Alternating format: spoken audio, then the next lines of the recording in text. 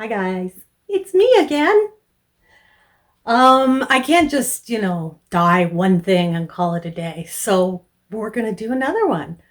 And I'll just post these probably on separate weeks, but know that this was all dyed in the same day as the gray Shetland fleece. I'm going to pull out some locks. I don't know which ones yet. I'm going to go and dig around in a bin and find some washed fleece, and we're going to dye it up for combing. And knowing me, it's going to be all big bright colors, but let's get to it. I just spent 5 minutes talking to myself and not even correctly recording. So what I have here is a lamb fleece. This is Gracie's 2020 fleece, and it's Polworth and Romney. Now, because it is a lamb fleece, it's probably tippy. I think they call them milk tips. Tips, not tits. You know what I mean. So these ones don't look it. They look pretty strong. But I think I found some over here that were pretty tippy. Let's find out. Yeah. So if you try to card this fleece, I'm wondering if I have actually two fleeces in this batch, but whatever, they're all soft. If you tried to card this fleece, those tips are going to make little nips. It's like a little break in the fleece, but it's just from it being a lamb fleece. So you can see we get all that. So what I'm going to do is I'm going to comb this fleece. But the first thing I want to do, it's been washed. The first thing I want to do is dye it, and then I will comb the locks.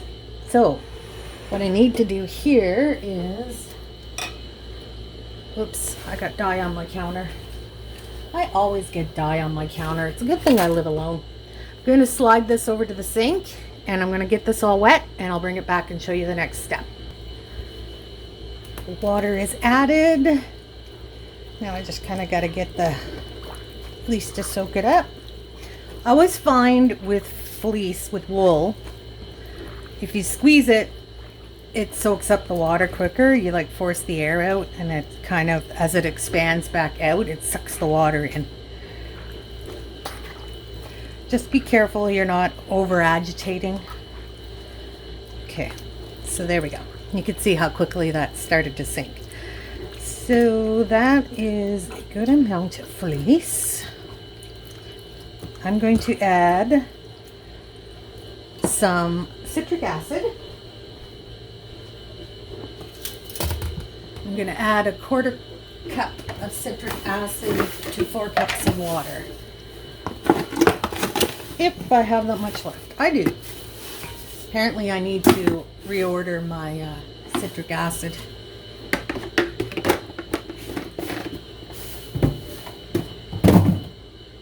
I should do that today. Alright, let me just blend this up.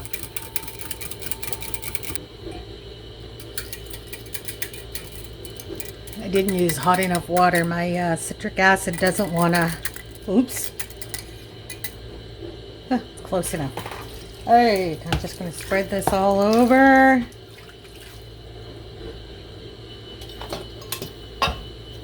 And kind of mix that around.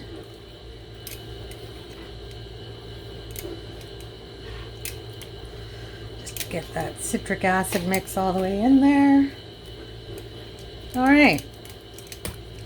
Now, I'm going to get my oven warmed up.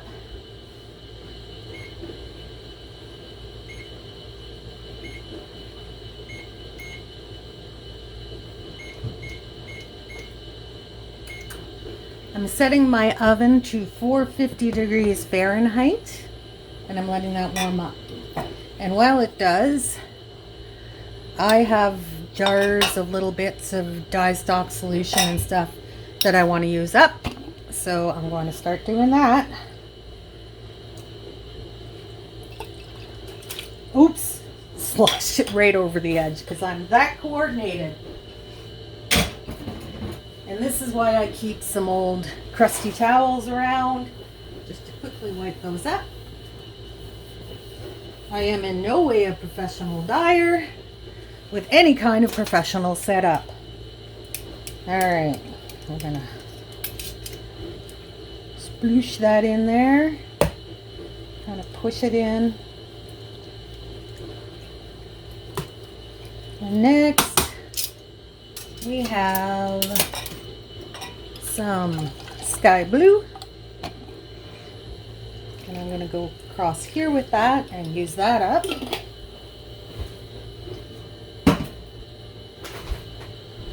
Some of these dye stock solutions are really old, so I'm kind of just wanting to use them up. If I end up not being able to get it to exhaust all the dye, I'll just throw some more locks in here until we use up all this dye, because it's definitely been sitting around way too long. And I think I have a kitty cat in trouble. 1 second.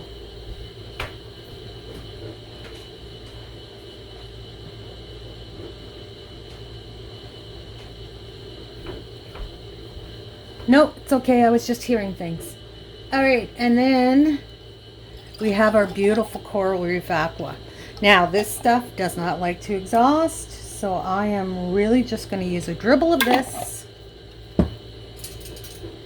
and squidge it around.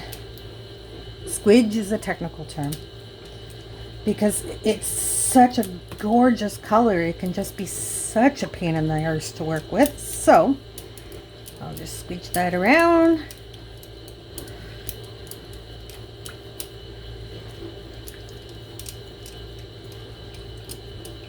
Now, normally what I would do is I would put this in the oven and I would keep checking on it until the color completely exhausts.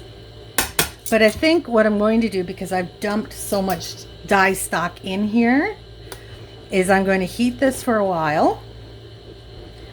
Probably half hour, I'm going to say. And then I will probably take it out or add more fiber and water. I think I'm going to put some more fleece on to soak and then let this cook for a half hour. And then I'll add the fleece to it to help start sucking up that dye stock solution. Because I can tell you right now, it's not going to exhaust. At least I'm pretty sure it won't. I could be wrong because there's a lot of fleece in here, but I'm pretty sure it's not going to exhaust. And I'm okay with that.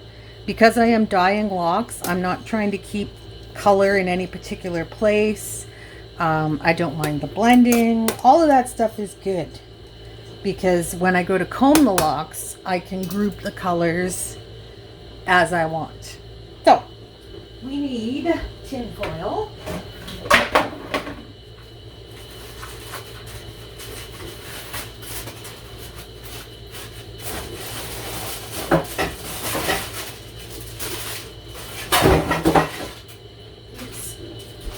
I just recycle tin foil over and over again till I can't use it anymore.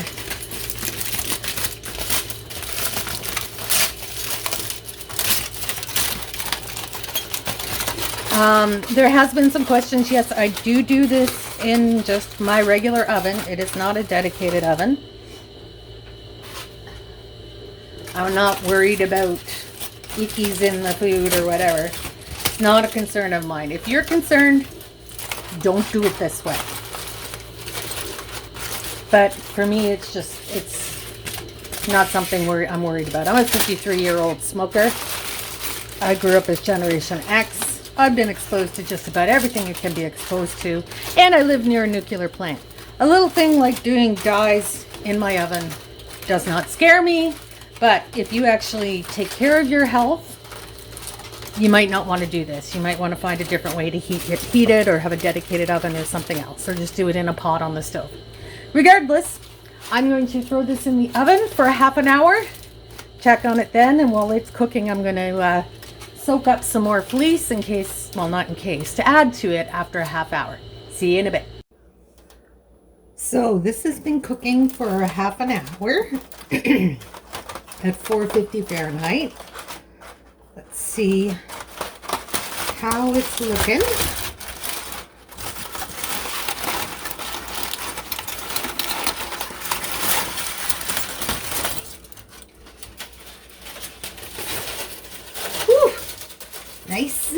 beanie.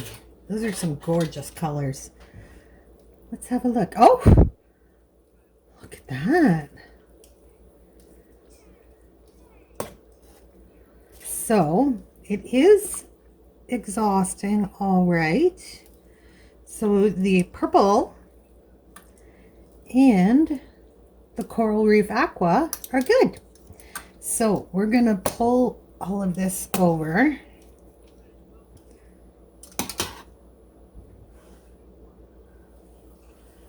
And I have some fleece over here soaking.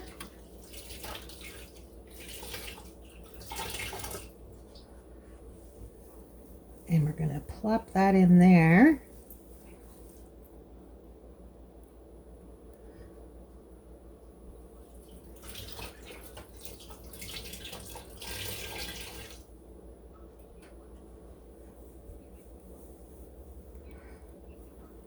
Okay, let's push this down.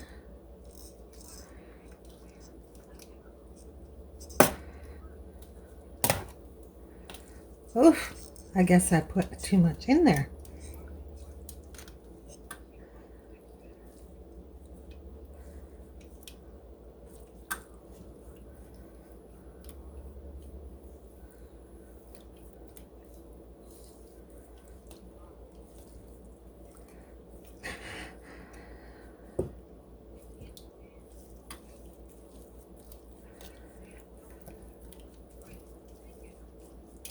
Okay, now I want a little bit of purple, a little more purple.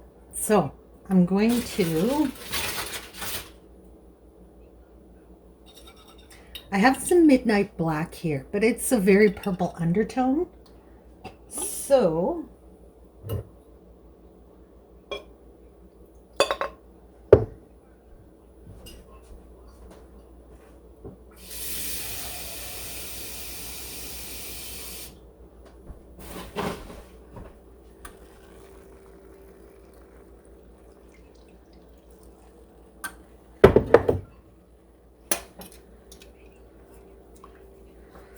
well, I guess it's going to turn black. I was hoping it would kind of take on the purple, but that's all right because we can use that to mix in.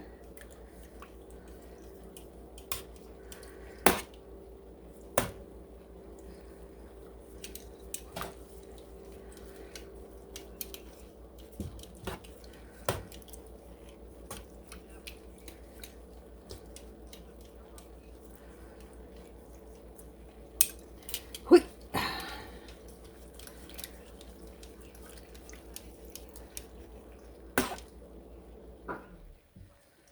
It's giving it a nice silver color, but we're going to add the rest of it in.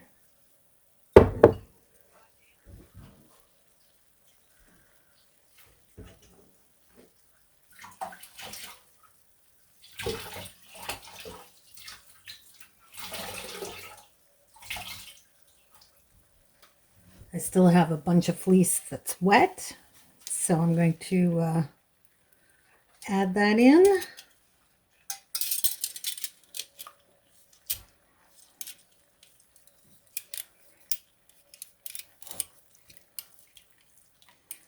Move all that over. Squeeze all this in, and I have one more handful to get in here.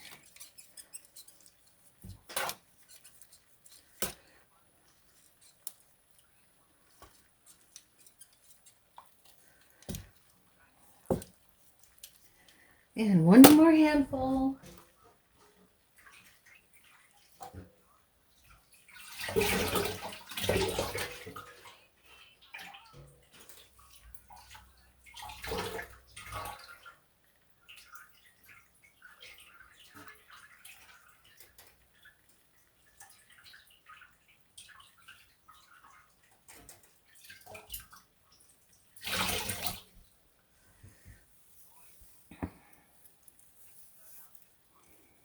All right.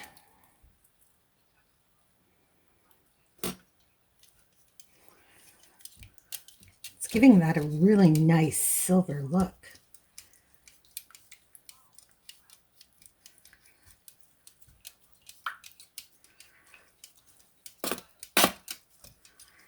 All right.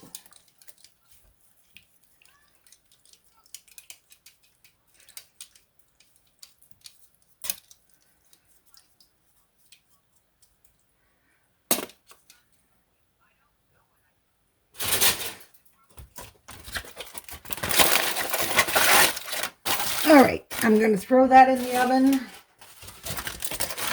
and turn off the heat. Give it 15 minutes in the warmth, and then I'll just pull it out and let it cool. And we will be back later with results. So here's our locks all dyed up. I did manage to felt some of them, but I'm going to comb it anyways, so it's not that big a deal. But yeah, see, that's not just wet, that's a bit of felting. But I got some lovely purples with some little shades of whitey peach. We got grays and browns and some really special blues, which I think would be nice mixed with some of the grays. But this is my favorite patch. It's all colorful. All right, so that's it for the dyeing. And our next goal will be to get it all combed up. But first I got to let it dry a bit. It's way too wet to start combing now. But we will comb it, well, probably while it's still damp.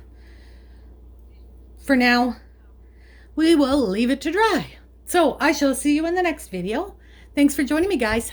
Bye. Oh yeah, see, I managed to dye my fingers because I'm not coordinated. Okay, let's try it again.